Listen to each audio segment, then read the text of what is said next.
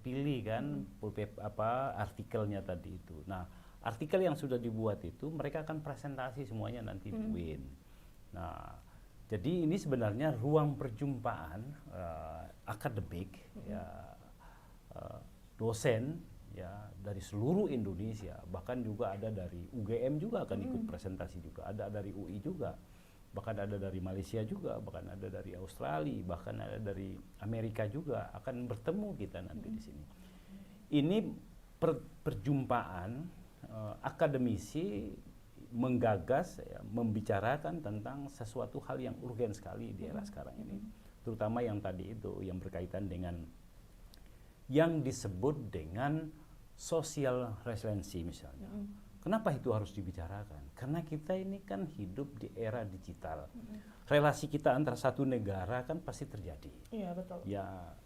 Nah, dalam konteks perbangsaan, dalam konteks dunia, maka kita perlu yang disebut dengan kohesivitas sosial antara satu bangsa dengan yang lain. Perlu yang disebut dengan keutuhan relasi antara bangsa yang satu dengan bangsa yang lain. Maka itulah yang disebut dengan social resiliency tadi itu. Kita bicarakan tentang itu. Kemudian yang kedua juga penting juga harus bicara tentang digital transformation misalnya.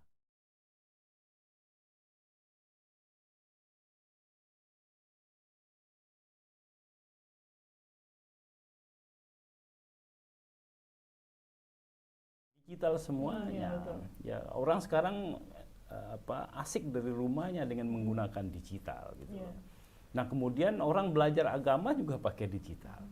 Orang apa saja semuanya mereka menggunakan digital. Nah, kemudian yang satunya yang disebut dengan knowledge management itu adalah bagaimana pengetahuan kita itu dimanage dalam melihat realitas kita pada hari ini. Melihat future religion, keberagamaan kita hari ini. Nah, inilah semuanya bertemu dalam satu forum untuk kita bicara, berbagi pengetahuan antara satu dengan yang lain.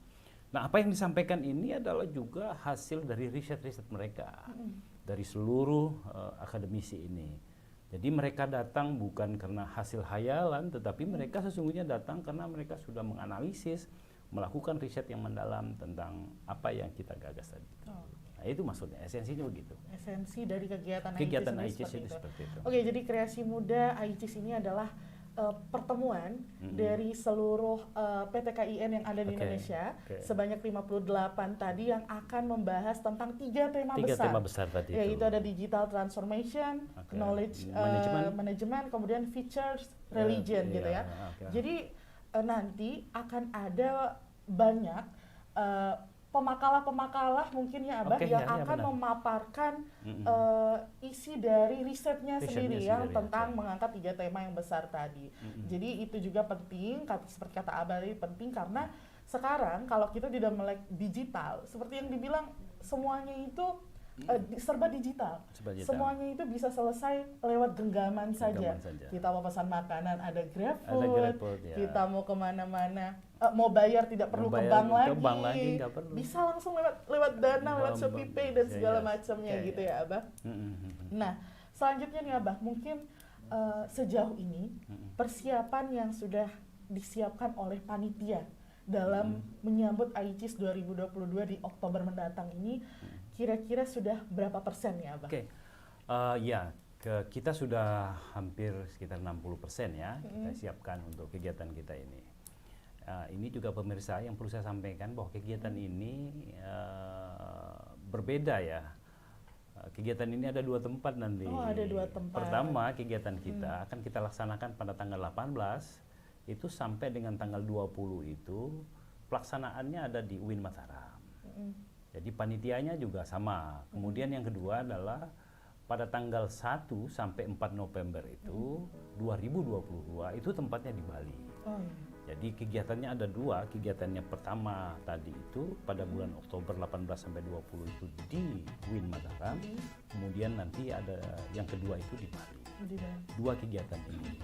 Tapi pelaksananya satu, kepanitiaannya satu. Nah, kami meng-hire kegiatan dua tempat di Lombok, kemudian di Bali. Maka ada yang disebut dengan ICIS Lombok Bali. Jadi sebenarnya itu. Nah, persiapan kita sudah hampir 60%, dan kita juga akan sudah memberitahu, berkoordinasi dengan seluruh WIN yang ada di seluruh Indonesia. Kemudian kita berkomunikasi juga dengan teman-teman kita, sahabat-sahabat kita yang memang kipernya artikelnya yang lulus kemarin itu, kita sudah bersurat juga. Dan mereka juga sudah memberi feedback kepada kita bahwa insya Allah mereka akan hadir untuk datang ke Lombok. Ini luar biasa bagi kita ini. Masih waktunya tinggal tanggal 18, tetapi pesertanya sudah mulai memberitahu bahwa saya siap hadir untuk di Lombok. Keren. Ini keren banget ini. Oke, kalau nggak salah kemarin juga Abah sudah sempat ketemu dengan Pak Gubernur ya. Oke. Itu sendiri dalam rangka apa nih Abah? Oke. Biar bagaimanapun, karena kita ini kan kegiatan internasional, ya kan, juga kita harus memberitahu pemerintah yang ada, terutama Pak Gubernur. Ya kan, beliau ini kan Gubernur NTB, kegiatannya di NTB, ya, maka betul. Juga harus kita ya assalamualaikum lah, menyampaikan kepada beliau bahwa ini ada kegiatan. Wah, bahkan beliau sangat menyambut baik. Wah, ini luar biasa ya kan bagi NTB. Ya lebih-lebih juga kita bisa mempromosikan tentang ke-NTB-an kita, bisa mempromosikan destinasi pariwisata kita kepada dunia luar, termasuk juga dengan sahabat-sahabat kita yang ada di daerah-daerah lain. Beliau sangat welcome betul ya terhadap kegiatan ini. Responnya juga sangat bagus Pak Gubernur terhadap apa yang dilakukan oleh kita pada saat ini. Oke. Berarti AICIS ini juga selain konferensi internasional seperti yang tadi kita jelaskan, ini juga membuka peluang untuk NTB memperkenalkan ke NTB-annya seperti kata Abah tadi ya. Membuka peluang untuk kita juga mengenalkan bahwa budaya kita seperti ini, destinasi wisata kita juga tidak habis-habis gitu Abah ya. Karena juga melihat kemarin pandemi COVID-19 kan kita sempat terpuruk ya Abah, karena sempat PPKM gitu kan, tidak boleh kemana-mana, destinasi wisata ditutup dan segala macam. Mungkin lewat AICIS ini juga bisa membantu NTB dalam mempromosikan ke NTB-annya dan pariwisatanya gitu. Benar.